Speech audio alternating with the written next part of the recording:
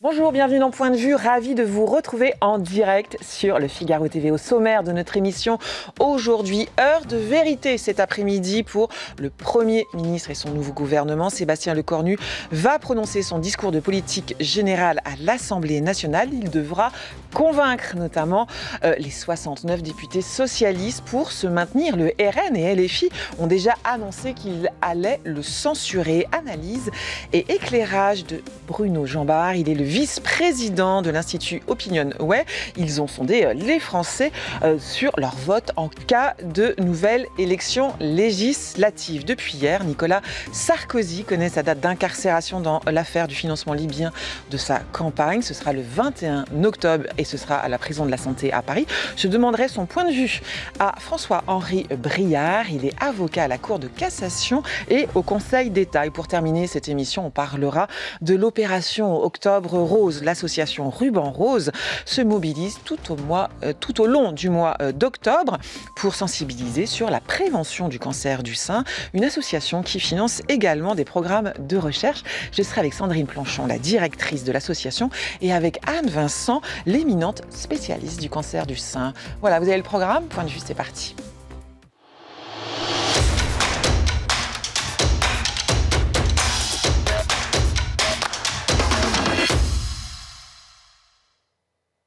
Bonjour Bruno Jambard. Bonjour. Merci d'être en direct avec nous. Vous êtes le vice-président d'OpinionWay et vous allez nous éclairer sur l'enjeu du discours de politique générale aujourd'hui. Sébastien Lecornu va prononcer son discours, ce sera à 15h. Timothée Delem, vous êtes justement à l'Assemblée nationale avec nous en direct.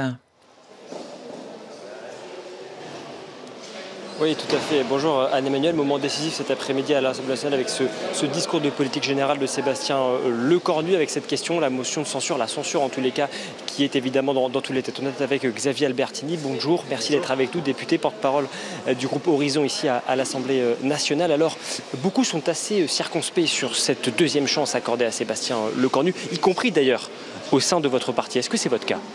Non, ce n'est pas mon cas, mais d'une façon générale, il est important d'écouter le Premier ministre dans son discours de politique générale, de voir quels sont les axes qu'il va vouloir développer, la dimension évidemment de la situation internationale, on n'entend pas, et puis évidemment les questions qu'un certain nombre de Français se posent, en particulier autour de l'économie, de la fiscalité et peut-être aussi bien évidemment de la question des retraites. Alors quel est l'état d'esprit des députés Horizon à l'heure de ce discours de politique générale ? C'est vrai qu'Édouard Philippe lui a demandé une présidentielle anticipée, vous avez collectivement appelé à un soutien à ce gouvernement sans participation. Finalement, 3 de vos membres sont dans ce gouvernement. Est-ce que vous êtes aujourd'hui toujours dans la coalition présidentielle ou bien est-ce que vous êtes dans l'opposition ?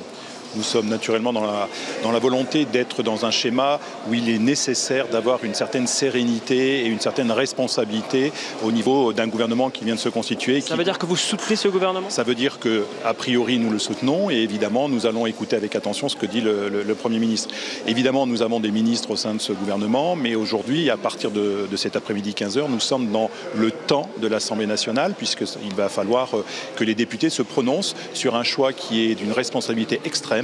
Et ça n'est pas une question que du gouvernement, c'est une question de chacun des députés pris à la fois dans leur groupe individuel et puis également individuellement pour savoir ce que chacun d'entre eux souhaite véritablement pour la France et pas simplement pour sa propre circonscription. Alors très concrètement, votre soutien à ce gouvernement dépend-il de ce qui va être annoncé cet après-midi ici dans ce discours de politique générale ? Et je pense notamment à cette question, la réforme, la suspension de la réforme des retraites. On sait qu'elle est dans les tuyaux. En réalité, c'est quasiment acté. En tout cas, ce sont les indiscrétions qu'on a ici à l'Assemblée nationale. Est-ce que vous soutenez ce gouvernement, même si Sébastien Lecornu annonce la suspension immédiate et complète de cette réforme des retraites ? A priori, il n'y aura pas de motion de censure. Donc ça veut dire que dans le cadre d'un débat qui tournerait autour, en tout cas un discours qui tournerait autour dans un premier temps de la question des retraites, eh bien, le groupe Horizon ne censurera pas le gouvernement. Pour autant, la question qui se pose derrière, c'est ce qui va être introduit dans le texte qui devra porter la suspension, cette fameuse suspension. À quel niveau faudra-t-il porter cette suspension ? Est-ce que c'est une question de de durée, de conséquences? Est-ce que nous traiterons aussi des problématiques de pénibilité ou pas? Toutes ces questions-là devront être posées en temps et en heure.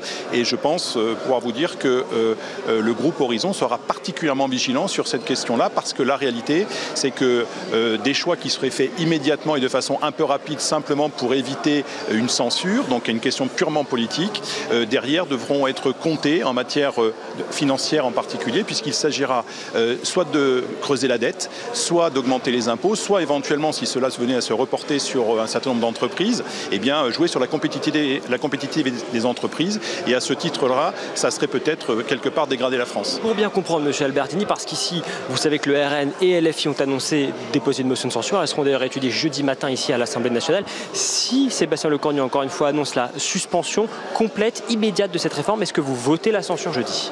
La réponse est non. En tout cas, de ce que je peux dire à titre personnel, je ne la voterai pas, puisque je suis quelqu'un de responsable, je suis un député responsable et je veux la stabilité. Pour autant, ce n'est pas une question de posture personnelle et je pense que le groupe s'alignera autour de cette idée-là de responsabilité. Ce n'est pas la vocation du groupe Horizon que de sanctionner abrupto un gouvernement. C'est plutôt d'aller travailler au fond du texte et voir ce qui se cache derrière les détails.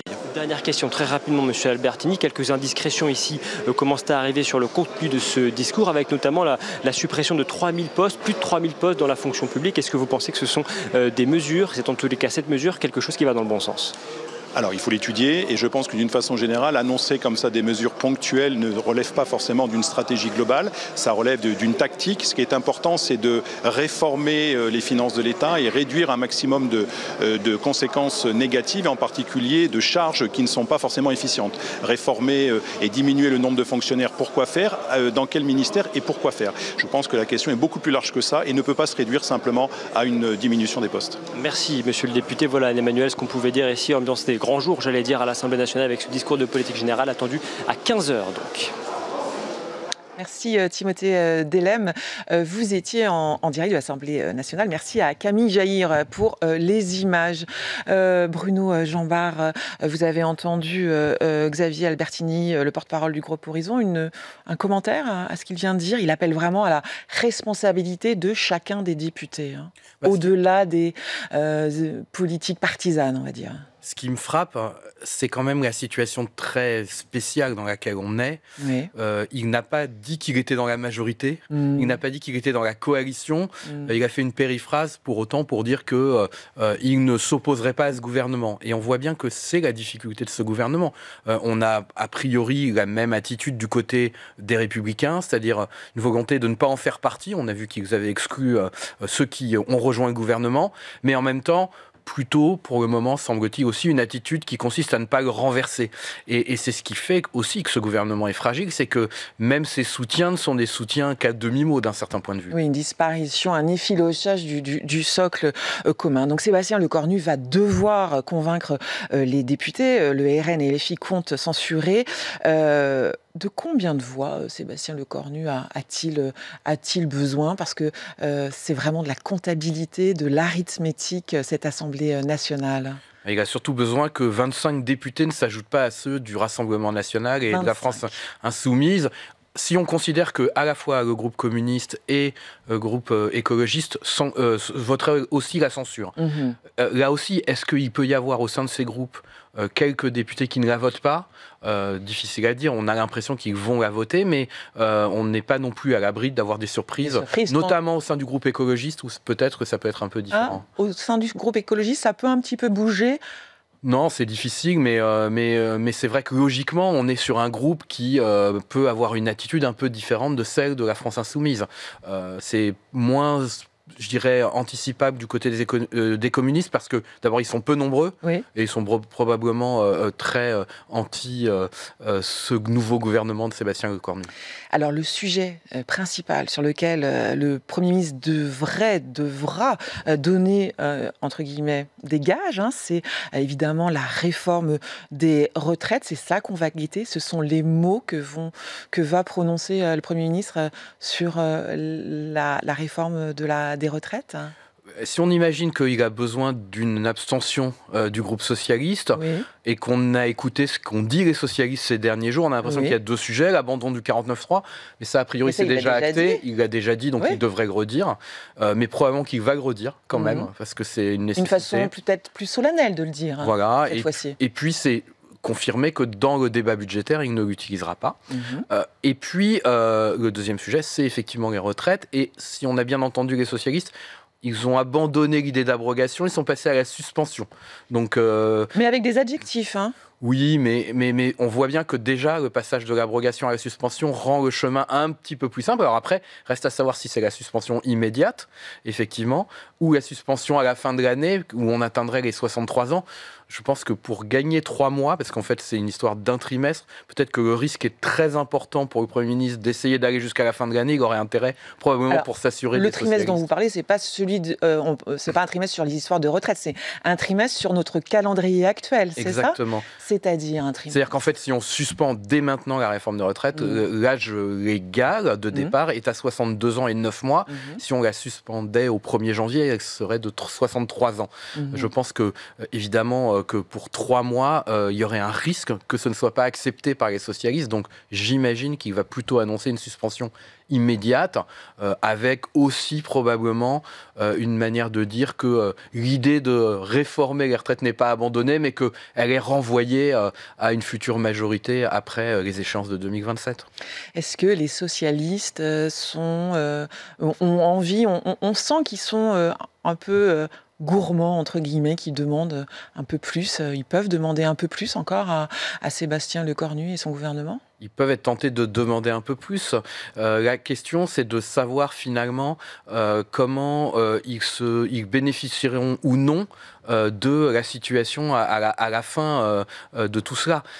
C'est une occasion pour eux de rompre avec la France insoumise. Donc ils sont en position de force. Ils sont en position de force. Donc il faut aussi peut-être pour eux savoir ne pas aller trop loin. On peut imaginer quand même que vendre à leurs électeurs le fait qu'ils ont permis d'arrêter la réforme des retraites, finalement, à plus que la moitié du chemin, puisqu'on devait passer de 62 à 64, on s'arrêterait à 62 ans et 9 mois, pourrait quand même être largement valorisé auprès de leurs électeurs et des électeurs de gauche en général. N'oublions pas aussi qu'ils ont besoin de montrer qu'il reste un parti de gouvernement et donc de ne pas avoir une position trop radicale. Mais je ne suis pas capable de savoir quelle va être la position des socialistes. De toute façon, elle aura des avantages et des inconvénients pour eux. Parmi les 34 ministres nommés dimanche soir, les nominations de Jean-Pierre Farandou au travail et de Serge Papin au PME et au pouvoir d'achat, comment vous les analysez ? Est-ce que c'est un peu des signaux envoyés au parti justement socialiste, à la CFDT ? Oui, je pense que c'est un signal envoyé au centre-gauche, mais c'est aussi avant tout un signal d'essayer de ne pas reconduire les mêmes équipes, ce qui avait été le cas dans le premier gouvernement Lecornu. Et donc, c'est aussi un message à l'opinion publique de dire, voilà, on va chercher des personnes ailleurs pour essayer de fonctionner dans la situation politique actuelle qui est difficile, mais on rompt d'un certain point de vue avec uniquement l'univers des personnalités issues du macronisme. Et donc, on essaye de montrer qu'on tient compte quand même de ce qui s'est passé depuis 2024. Oui, j'ai noté que Serge Papin, l'ancien patron de Système U, était ministre des PME et du pouvoir d'achat. Oui, alors là, peut-être que... Alors, il faut être prudent parce qu'il n'y a quand même pas de majorité dans ce Parlement. Déjà... arriver à trouver un accord sur un budget, ça va être extrêmement compliqué. Arriver à trouver des accords sur d'autres textes de loi le sera peut-être aussi. Donc la question est de savoir quelles seront les possibilités pour ces ministres de faire voter un certain nombre de textes si le gouvernement survit au discours de politique générale et aux premières motions de censure qui auront lieu dès jeudi.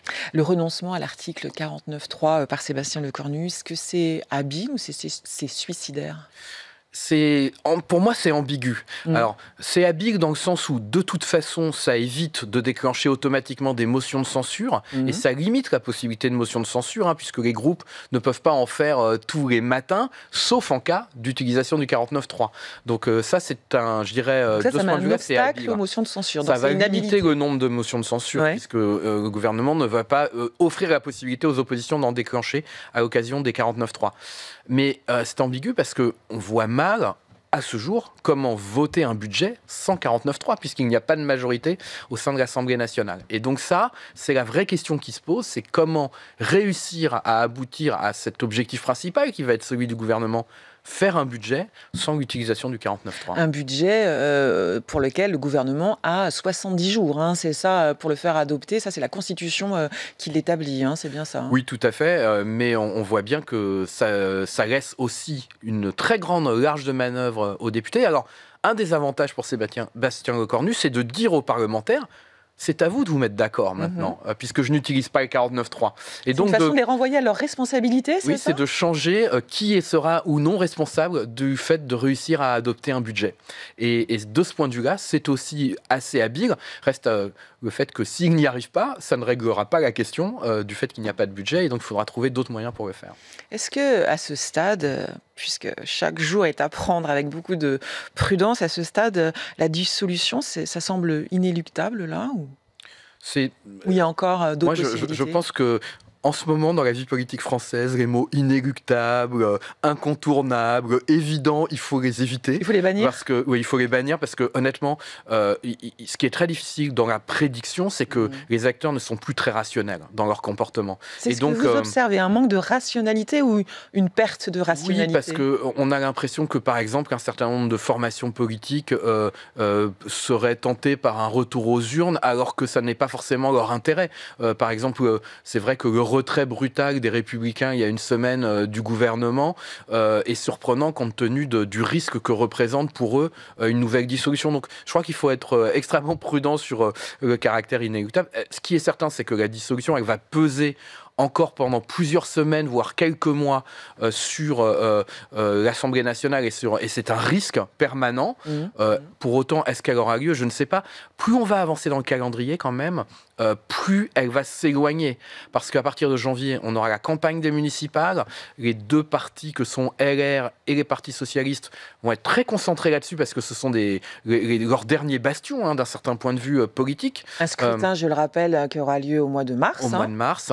Donc eux auront intérêt à ne pas vouloir mélanger une élection nationale à cette élection locale, parce qu'une élection nationale, au même moment, aurait tendance à renforcer des forces qui sont plus faibles au niveau local, comme la France Insoumise ou le Rassemblement National. Et puis après ces municipales, on rentrera dans la pré-campagne présidentielle. Et donc là aussi, l'intérêt de retourner aux urnes alors que les échéances nationales s'approcheront diminuera. Donc voilà, il faut être très prudent. Tout est encore possible et tout sera possible encore pendant au moins plusieurs semaines, plusieurs mois. Mais plus on avancera et plus probablement le risque s'affaiblira un petit peu d'une dissolution. Vous avez récemment sondé les Français. Votre sondage révèle que le RN arrive en tête des intentions de vote en cas de législative. Oui, ce qu'on voit, c'est qu'on a derrière le sentiment d'un paysage politique assez stable, un Rassemblement national à peu près au niveau de ce qu'il avait recueilli en 2024 au premier tour des législatives. On a une grande interrogation sur ce que cela pourrait donner en termes de sièges au second tour. Pourquoi ? Parce que d'abord, l'écart entre le Rassemblement national et une gauche unie, par exemple, qui était de 5-6 points en 2024, il est désormais plutôt de 10 points. Et donc, ça rend des seconds tours plus favorables au Rassemblement national. Et puis, on se demande aussi si la tension politique, la polarisation qui a eu lieu depuis maintenant 18 mois, rendra aussi facile à la fois des retraits de type Front républicain de la part des partis politiques, et puis aussi un électorat qui acceptera et qui suivra une consigne de Front républicain. Et ça, honnêtement, c'est très compliqué à dire. Ce qu'on voit dans ces enquêtes, c'est que probablement on aurait une progression du nombre de députés du Rassemblement national. Est-ce que ce sera une progression qui les amènerait plutôt vers 200 députés ou plutôt à un score de nombre de députés plus élevé, type 250, qui pourrait commencer à être un nombre de députés suffisant pour envisager la formation d'un gouvernement? C'est extrêmement difficile à dire à ce stade et honnêtement, c'est assez imprévisible là aussi. La majorité absolue, c'est 289 députés, c'est ça, à l'Assemblée nationale? Oui, tout à fait. Mais on peut imaginer qu'à 240, 250, avec un groupe de députés les Républicains à côté qui aurait du mal peut-être à censurer un gouvernement du Rassemblement national, on pourrait avoir une situation inversée à celle de 2022 où le Rassemblement national pourrait constituer un gouvernement minoritaire. Quel est le motif principal du vote RN? C'est d'abord les idées du RN ou c'est aussi un on ne les a pas essayés, mettons au pouvoir? Il y a plein de choses. D'abord, en termes de thématiques, ça reste très majoritairement l'immigration et la sécurité qui sont les motivations principales de ces électeurs. Ensuite, quand on regarde, c'est toujours difficile d'arbitrer entre vote d'adhésion, vote de rejet quand on vote pour le Rassemblement national. Mais très clairement, on voit que c'est le parti qui arrive à capitaliser sur le rejet de la classe politique. Et tout ce qui se passe en ce moment n'est pas très bon pour la classe politique. Il y a plutôt un sentiment que les hommes politiques sont irresponsables et incapables de se mettre d'accord. Et donc, ça profite plutôt au Rassemblement national. Et puis dernier point, c'est vrai que quand on regarde le Rassemblement national, ça reste aussi un parti qui est capable aujourd'hui, parce qu'il a une très large base électorale, c'est le dernier à avoir une telle base électorale et donc à arriver en force dans des seconds tours d'élections législatives par exemple. Alors, et dernière question, est-ce que le RN est prêt? Jordan Bardella avait parlé de brebis galeuse, hein, c'était ces termes à propos de certains candidats hein, des dernières législatives. Il serait prêt, le RN, à mettre des candidats partout? Alors on peut imaginer qu'ils se sont préparés depuis 2024 et qu'ils ont remplacé les candidats qui posaient problème, ce qui ne veut pas dire qu'il n'y aura pas encore des candidats qui posent problème. Je pense que dans la question de savoir s'ils sont prêts, il y a un autre sujet. Il y a celui de savoir s'ils sont prêts à mener une campagne qui soit différente de celle de 2024. En 2024, on se souvient que Jordan Bardella a retiré pendant la campagne une partie des mesures du programme du Rassemblement national. Est-ce que là, on aurait une campagne de même nature avec une difficulté à tenir certaines positions au fur et à mesure, parce que ce qui change désormais pour le Rassemblement national, c'est qu'en campagne, ce qu'on regarde, ce n'est pas les autres partis, mais lui. Et donc, ce qu'on regarde, c'est son projet à lui. Et donc, c'est un peu différent de ce qu'on avait auparavant, où finalement le programme du Rassemblement national comptait moins, parce qu'on était là aussi sur une position de contestation des autres forces politiques. Là, ce serait une position où la question se poserait de savoir si c'est lui qu'on veut mettre au pouvoir ou ça n'est pas lui qu'on veut mettre au pouvoir dans les semaines qui viennent. Merci Bruno Jeanbart d'avoir été en direct avec nous. Je rappelle que vous êtes le vice-président de l'Institut de sondage Opinionway. On a appris hier, en fin d'après-midi, le lieu et la date d'incarcération de Nicolas Sarkozy. L'ancien président en République a été déclaré coupable dans l'affaire du présumé financement libyen de sa campagne présidentielle. Son frère François était hier sur le plateau de CNews. Il a fait part de sa sidération. Un coup de massue avec la condamnation, l'ampleur de la condamnation, le côté d'exécution immédiate, fou, qui ne correspond pas, Christine, à mon frère. C'est impossible. C'est inconcevable. Ça fait 66 ans que je le connais. On a été élevés ensemble. C'est mon frère le plus proche en âge. Je vous sens très ému, François Sarkozy. Encore une fois, merci. Je ne sais pas si de nous forcément ému. Là, j'ai appris le 21 octobre. Là, ça devient concret. C'est pas une histoire qu'on lit dans les romans. C'est une histoire vraie. On l'a appris aujourd'hui. C'est quelqu'un qui a une famille, qui est respectable, qui a une fierté, un honneur, qui a libéré les enfants. Je suis pédiatre, je vous l'ai dit, de la maternité de Neuilly. Enfin, je ne vais pas reprendre, je ne veux pas donner l'impression du... Il n'a pas besoin d'avocat, il est le meilleur avocat pour lui-même. Il n'a pas besoin de moi. Mais la sidération. Bonjour François-Henri Briard. Bonjour Alain Medman. Merci d'être en direct avec nous. Vous êtes avocat au Conseil d'État et à la Cour de cassation. On avait envie d'avoir votre point de vue aujourd'hui après la décision qui est tombée hier en fin d'après-midi.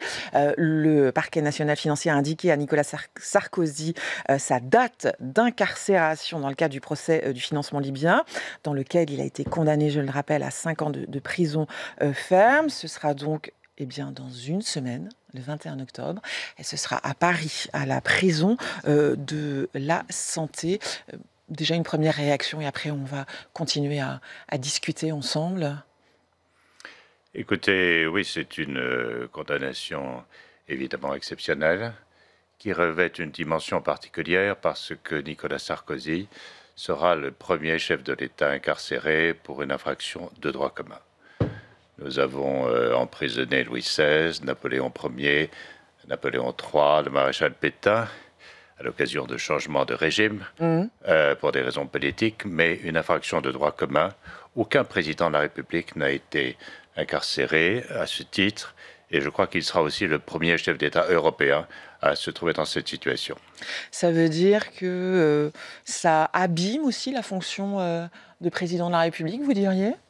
Alors écoutez, vous savez, le président de la République, dans la Constitution de la Ve République, est la clé de voûte des institutions et il est, ce qui est important, la personnification de la nation tout entière.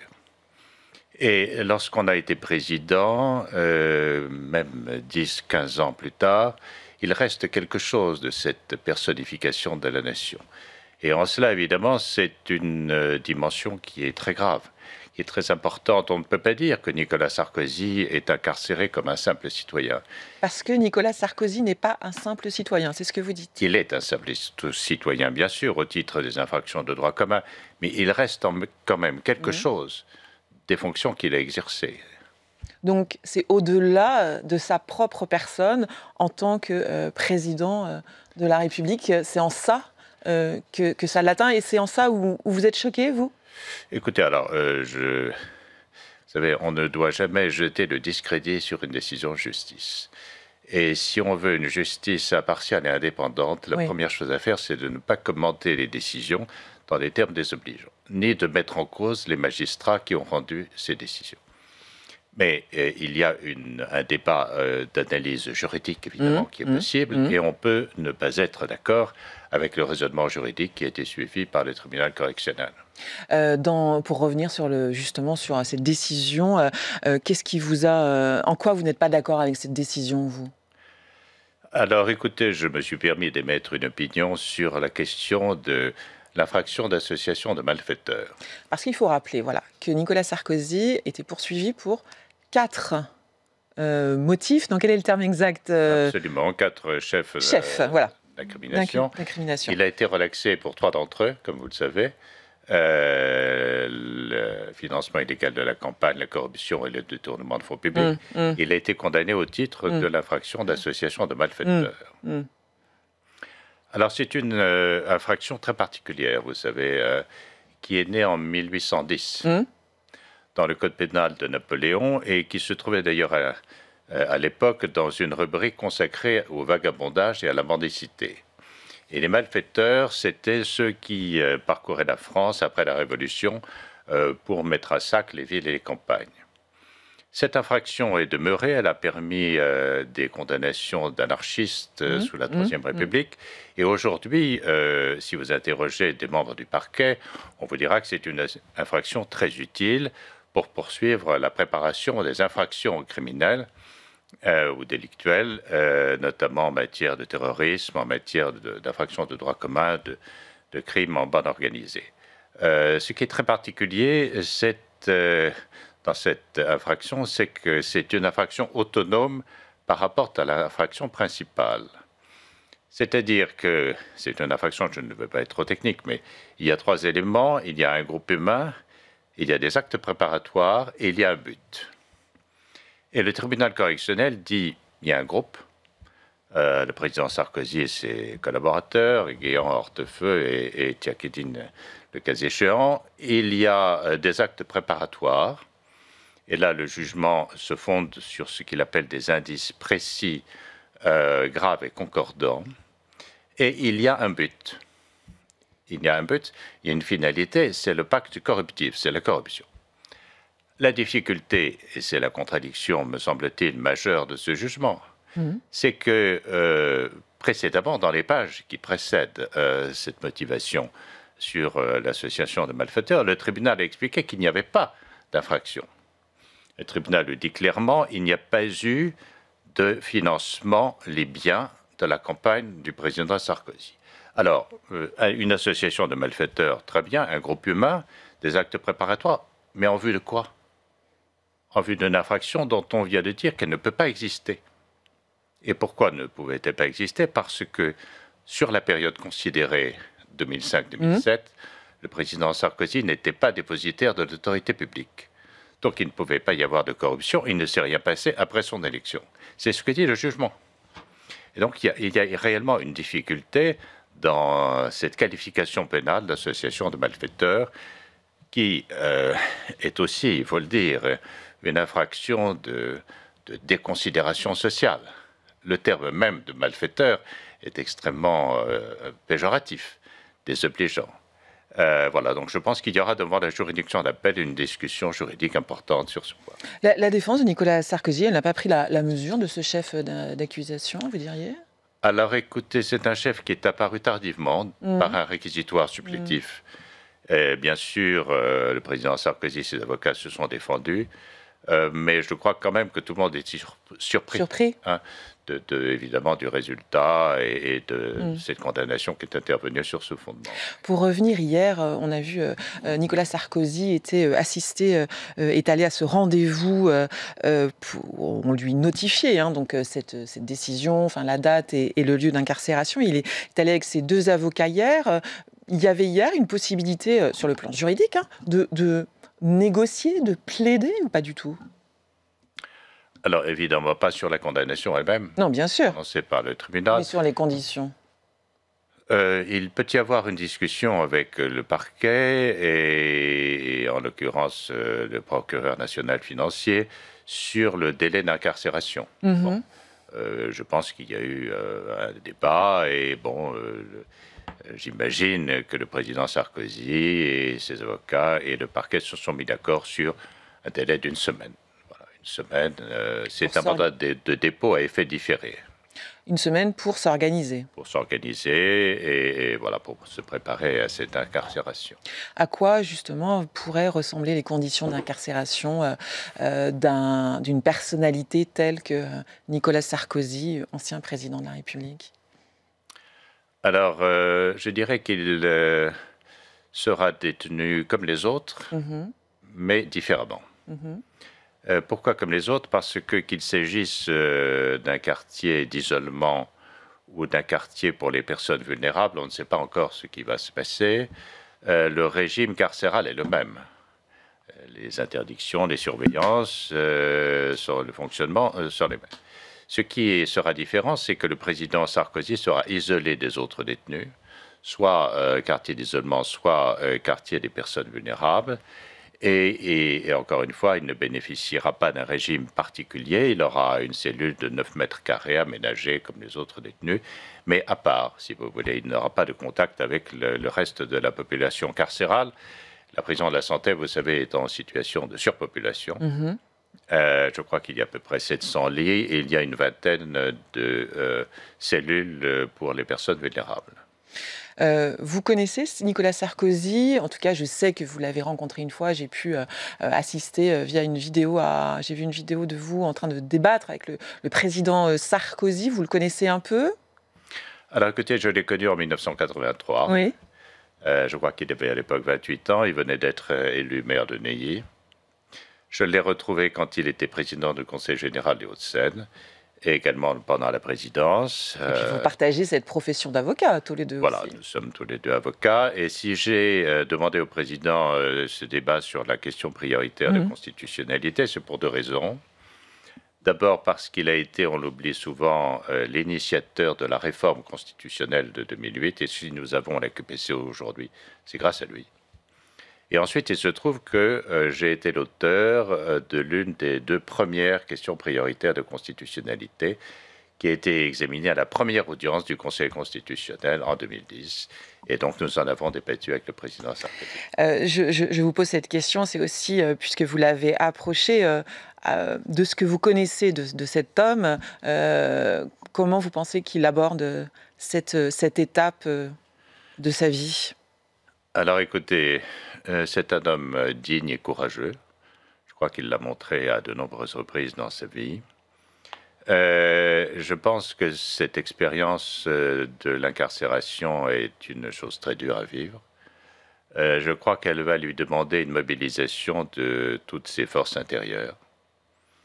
Ce qui est important, évidemment, c'est la façon dont le détenu vit ses jours. Et il y a évidemment... il peut y avoir la lecture, il peut y avoir l'écriture, il peut y avoir la prière. Et je crois que la vie intérieure, la vie intérieure est une dimension ressource très importante. Il va pouvoir demander une remise, une demande de mise en liberté. C'est à partir du moment où il est incarcéré. Et dans quel délai elle peut intervenir, cette mise en liberté? Alors, la demande peut être faite immédiatement, dès l'incarcération, et je pense que ce sera le cas. Ce qui est très particulier dans notre système juridique, c'est que le mandat de dépôt a effet différé avec exécution provisoire ordonnée par le tribunal correctionnel est fondé sur la gravité des faits et sur la circonstance que cette infraction causerait un trouble important à l'ordre public. Et le tribunal dit « je fais cela pour assurer l'effectivité de la peine ». Au moment de la demande de mise en liberté, on n'est plus du tout tourné vers l'infraction. On n'est pas tourné vers le passé, on est tourné vers l'avenir. Et la Cour d'appel, qui est compétente, va rechercher si les conditions de l'article 144 du Code de procédure pénale sont réunies. Et il y a 6 cas qui permettent de maintenir un détenu en détention provisoire. Je pense que le président Sarkozy n'entre dans aucune de ces cas, si vous voulez.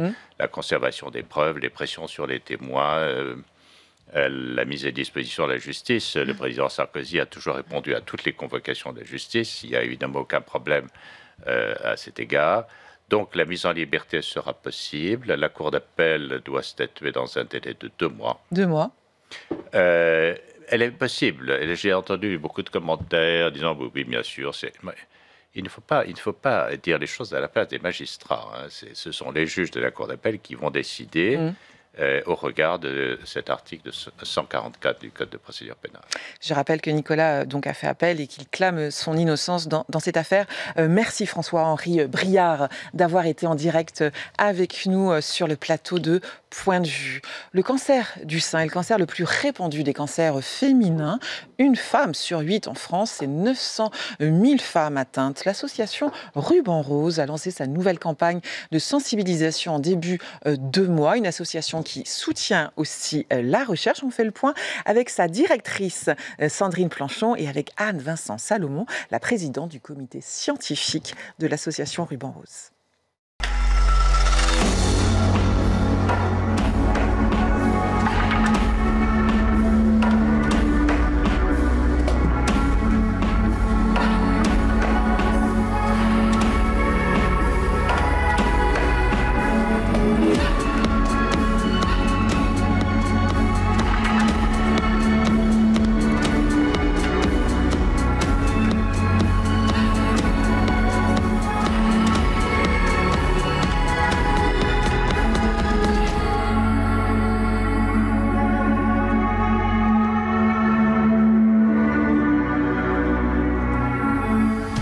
L'association Ruban Rose soutient activement la recherche.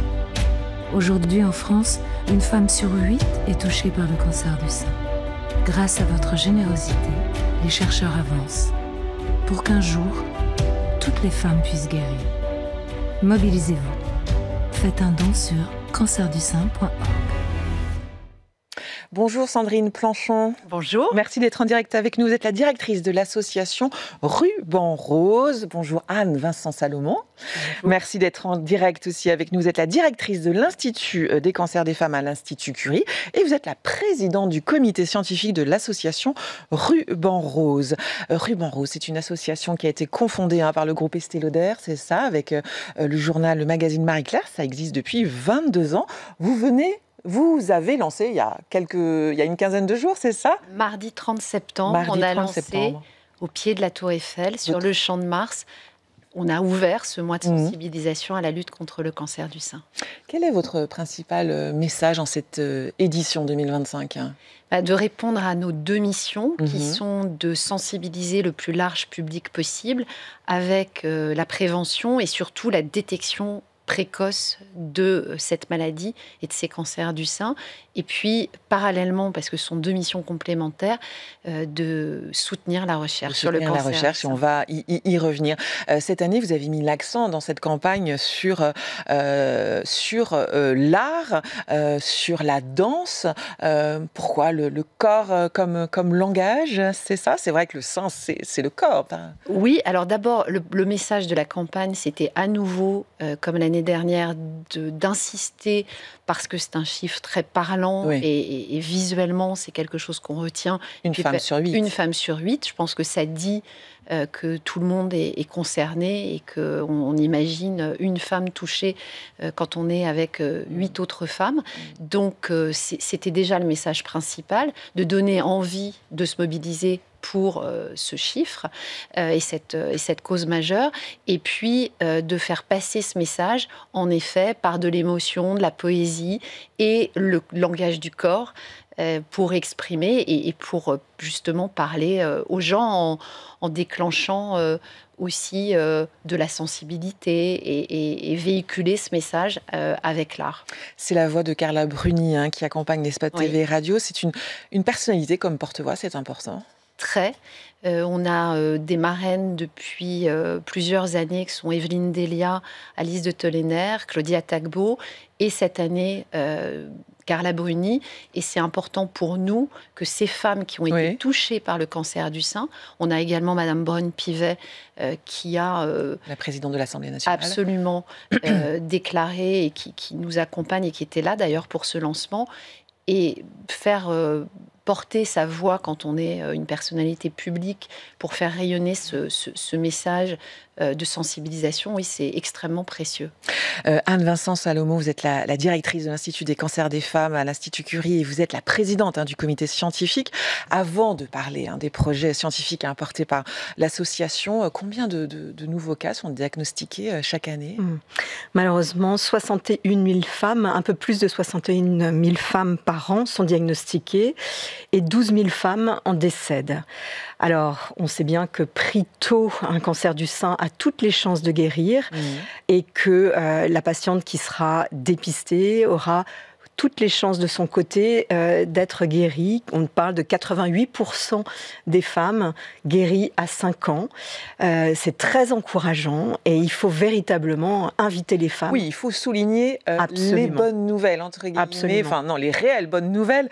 Malgré la maladie, effectivement, le dépistage précoce, c'est 99% de chances de survie, c'est ça, dans les 5 ans? Non, vous dites 88? Alors, tout dépend. En fait, il n'y a pas un seul cancer du sein. Et il y a des cancers du sein, on le sait de mieux en mieux grâce au progrès de la recherche, mais en moyenne, toutes les formes du sein, de cancer du sein confondues, c'est 88% de survie à 5 ans. Une tumeur qui est toute petite, qui fait moins d'1 centimètre, qui n'a pas déjà envoyé des cellules dans les ganglions sous le bras, qui exprime les récepteurs aux œstrogènes, alors elle a toutes les chances d'être guérie à 99% de chances. Alors, est-ce que vous pouvez nous rappeler, docteur, quand est-ce qu'il faut passer des mammographies, des échographies, à quelle fréquence, à quel âge? Le dépistage est en fait organisé, gratuit et proposé aux femmes entre 50 ans et 74 ans. Et c'est une mammographie complétée, si le radiologue l'estime nécessaire, d'une échographie, tous les 2 ans. Et on est invité, on a des petits rappels maintenant, des petits SMS qui nous viennent de la sécurité sociale sur nos téléphones portables et il faut s'y rendre. C'est vrai que 2 ans, ça passe vite, mais on met toutes les chances de notre côté d'y aller. Après, même si on a un peu peur? Alors oui, évidemment. Vous connaissez cette petite angoisse, il faut le faire, mais j'ai peur. Oui, on sait bien que cet examen fait peur, puisqu'on se dit, et si ça tombait sur moi? Néanmoins, il faut se dire que, justement, si c'est diagnostiqué à la mammographie, c'est que la lésion est encore petite, si on ne la sent pas dans sa poitrine, parce que là, le geste aussi qu'il faut apprendre, c'est connaître la consistance de sa poitrine et... c'est ce que j'allais vous poser comme question. Il faut se Voilà. Palper régulièrement, toucher sa poitrine régulièrement? Oui, il vaut mieux, dès qu'une jeune femme a des seins, qu'elle connaisse, quel que soit l'âge. Et généralement, on dit que dans les 2-3 premiers jours des règles, quand les seins sont plus souples, parce que ça ne fait plus du tout mal, eh bien, on peut s'examiner. Dès que quelque chose devient différent, dès qu'il y a une modification, une petite boule que l'on sent, qu'on ne sentait pas, il faut aller consulter son médecin, sa gynéco si on a un gynéco, ou éventuellement une sage-femme. Se tourner très rapidement, à la moindre suspicion, vers un praticien. Est-ce qu'on en sait un peu plus aujourd'hui sur les facteurs qui déclenchent, qui pourraient favoriser un cancer du sein ? Oui, tout à fait. On a la première cause, c'est l'âge, le vieillissement. Donc, si les chiffres sont impressionnants, c'est aussi parce que la population vieillit. Mais on a également des facteurs de risque qui sont plus accessibles à la prévention, parce que c'est finalement ça qui est très important, c'est d'essayer d'agir aussi sur les facteurs de risque. Donc on peut citer la sédentarité, le surpoids, obésité, l'usage au-delà de 10 ans des traitements hormonaux substitutifs de la ménopause, c'est-à-dire des traitements prescrits par les médecins au moment de la ménopause pour lutter contre les bouffées de chaleur et les autres effets... Ça, il ne faut pas avoir des traitements qui dépassent les 10 ans, c'est ce que vous dites. Hein. Voilà. Et puis après, il y a des facteurs que l'on peut vraiment encore mieux maîtriser, qui sont l'alcool et le tabac. L'alcool, c'est pas plus de 7 verres par semaine, et le tabac, jamais, jamais, jamais, si possible. Et se faire aider pour arrêter de fumer. Ça, il faut vraiment demander de l'aide. Et puis après, il y a un facteur de risque, mais qu'on ne peut pas vraiment maîtriser, qui est l'âge de la première grossesse après 30 ans. Et évidemment, les femmes font plus d'études, travaillent, ce qui peut expliquer les grossesses plus tardives. Ça, c'est un paramètre qui est plus difficile à contrôler.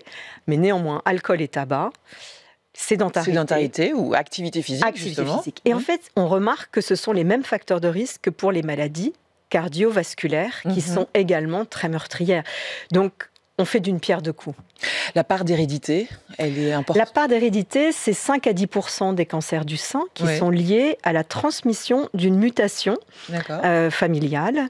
Et là, ces femmes, quand elles savent être porteuses d'une mutation, elles ont un dépistage très ajusté, très un peu différent et particulier. Voilà. Donc, on peut maîtriser, enfin, on peut en partie maîtriser son destin, entre guillemets, en mangeant bien, en dormant bien, en faisant de l'activité physique, en ne fumant pas et en ayant une modération de sa consommation d'alcool, en fait. Hein, oui, tout à fait. Après, et il ne faut pas non plus culpabiliser les femmes. Bien sûr. Vraiment pas. Il y a certainement dans l'environnement des toxiques. On évoque certains produits comme le cadmium ou les perturbateurs endocriniens. Et beaucoup de travail de recherche reste à faire pour comprendre quels sont les paramètres de l'environnement qui seraient toxiques. On va y venir parce que, vous le disiez, Sandrine Planchon, Ruban Rose, c'est aussi la sensibilisation, la prévention. Et puis, il y a un autre volet très important, c'est le soutien à la recherche à travers des prix, c'est ça ? Absolument. Chaque année, on soutient des projets de recherche, de la recherche fondamentale. Et c'est important de le souligner parce que Anne pourra développer, mais la recherche fondamentale qui cherche vraiment à comprendre les mécanismes a besoin d'être aidée. Et puis aussi bien la recherche novatrice, donc on a différentes catégories dans ces prix. Et puis également la qualité de vie pour tenter d'améliorer la qualité de vie des patientes et notamment tous les soins de support qui font aussi partie de ce parcours de soins de la patiente. Combien d'argent vous avez récolté l'année dernière ? Alors, on a récolté quasiment 4 millions d'euros et on a donné 3 millions d'euros dans le cadre de ce soutien à la recherche sur le cancer du sein. Donc dans ces catégories de prix que j'évoquais. Et on a également donné des bourses parce que l'idée, c'est d'accompagner cette recherche qui n'est pas le même temps que le nôtre, qui est souvent un travail de long cours, donc de continuer à accompagner les chercheuses et les chercheurs avec des bourses. Donc on a donné 2 bourses et puis un projet dans une région particulièrement touchée par la mortalité par cancer du sein, qui sont les Hauts-de-France. Et on est en cours d'étude, mais vraiment une étude épidémiologique pour comprendre. Pourquoi les Hauts-de-France sont autant touchés par le cancer du sein, ou les femmes des Hauts-de-France sont autant touchées, c'est ça? Alors, multifactoriel, c'est évident, mais l'idée, c'est d'avoir une étude avec un panel suffisamment large et d'avoir des facteurs vraiment prouvés scientifiquement pour ensuite mettre des actions. Donc ça, on a une étude pour quasiment 700 000 € et avec provisionné pour quand cette étude qui va durer 3 ans, aussi bien regarder ce qui se passe en termes de prise en charge, de dépistage, vraiment interroger tous les acteurs, pouvoir mettre des actions et essayer d'infléchir cette constatation qui est pas acceptable, j'allais dire. Anne-Vincent Salomon, c'est vous qui supervisez ce comité scientifique. Comment vous intervenez et quelles sont vos priorités? Nos priorités, c'est l'excellence scientifique, avant tout. Être certain que cet argent que les mécènes du Ruban Rose nous donnent soit employé le mieux possible. Alors pour cela, on constitue un jury. Une fois que l'appel à projet est terminé, nous faisons la distribution l'évaluation des prix parmi les membres du jury. Le Grand Prix et les prix Avenir ont 3 évaluateurs et les prix Qualité de vie 2 évaluateurs. Et à la fin de cette période d'évaluation, les dossiers sont classés et puis le jury délibère pendant une journée entière. Et ceux qui ont évalué le dossier viennent défendre les dossiers qu'ils ont eu à lire et à évaluer. Et on ressort avec nos lauréats. Donc on est certain que la qualité scientifique et l'impartialité est respectée. Et ensuite, on va suivre l'utilisation des fonds au long cours. Et pour dire quelques mots du grand projet, c'est vraiment audacieux et extraordinaire qu'une association comme Ruban Rose soutienne un prix de sciences humaines et sociales, finalement, de recherche en sciences humaines et sociales sur un territoire défavorisé et qui est multidisciplinaire. Il y a des oncologues médicaux, il y a des psychiatres, il y a des géographes, il y a des radiologues, il y a des épidémiologistes qui vont aller extrêmement finement essayer de comprendre pourquoi il y a cette surmortalité. Et en fait, c'est vraiment l'esprit Ruban Rose d'avoir cette audace, puisque parmi nos lauréats, certains vraiment démarrent de la recherche sur le cancer du sein et on pense que c'est un projet peut-être à risque, mais qu'il est rigoureux scientifiquement. Et nous pouvons faire le pari de soutenir ces prix. Voilà. Et ça, c'est très important. Et cette communauté mécène, l'association Ruban Rose et les scientifiques, on forme vraiment un écosystème extrêmement soudé. Et notre obsession, c'est de comprendre les causes, pour mieux prévenir et puis proposer des accompagnements de qualité. Justement, qui sont les mécènes, Sandrine Planchon? D'où vient l'argent? Oui, d'où vient l'argent? Alors, dans la collecte dont on parlait, le montant de collecte de 4 millions, pour faire simple, 80% viennent des mécènes entreprises, qui sont des entreprises aussi variées dans le secteur bancaire, dans la grande distribution, dans le textile, évidemment qui s'adressent beaucoup aux femmes, absolument, et pour faire simple, qui mettent en place des actions de façon à collecter des dons. Donc souvent, vous achetez, c'est beaucoup de marques, qui, lorsque vous achetez, il y a un reversement qui est fait à l'association pour soutenir les 2 missions dont on a parlé. Mais c'est des entreprises et fidèles et nouvelles chaque année, puisque cette cause fédère vraiment énormément. Donc on a 80% d'entreprises mécènes, beaucoup d'initiatives un petit peu partout sur le territoire. On voit de plus en plus, que ce soit des événements sportifs, donc tout ce qui va aussi générer des dons partout, dans des petits villages, des villes moyennes, etc. Et puis, un petit peu de particulier. Vous diriez que le cancer du sein, ce n'est plus un tabou, où il reste encore un peu de honte à être atteinte de ce cancer ou pas? Je pense que ce qui a fait l'origine du ruban rose, de l'emblème et de la campagne, et qui est devenu ensuite une association, et que plus largement, j'allais dire la France, mais le monde entier... Il n'y a pas si longtemps, il y avait beaucoup de honte, justement. Absolument. Ça a été l'origine. C'est vraiment lever le tabou pour pouvoir en parler et sensibiliser, puisque si on libère la parole, forcément, on lève les tabous. Je dirais qu'il y a beaucoup de chemin de parcouru. Après, il y a des initiatives, dont certaines d'ailleurs qu'on a soutenues, où libérer la parole, notamment dans le cadre professionnel, par exemple, c'est compliqué, et on sait à quel point le travail est vraiment partie prenante de la vie de quelqu'un, et pouvoir dire à son employeur qu'on a une maladie, un cancer du sein ou une maladie chronique, c'est compliqué, et à quel point le retour à l'emploi, il y a aujourd'hui des initiatives pour accompagner et pour permettre à celui ou à celle qui est malade. Voilà. Merci à vous d'avoir été en direct avec nous. Allez vous faire dépister au moindre doute. Parlez-en à votre médecin. Merci d'avoir été en direct avec nous. Avant de finir, le Figaro va avoir, lui, 200 ans. Ce sera en janvier prochain.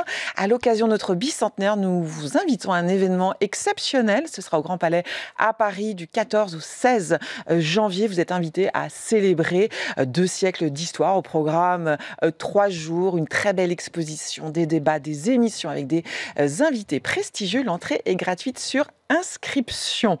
Voilà, Point de vue, c'est déjà fini. Merci de votre fidélité. On se retrouve demain en direct, même heure, même endroit. À demain. Passez une bonne journée sur Le Figaro.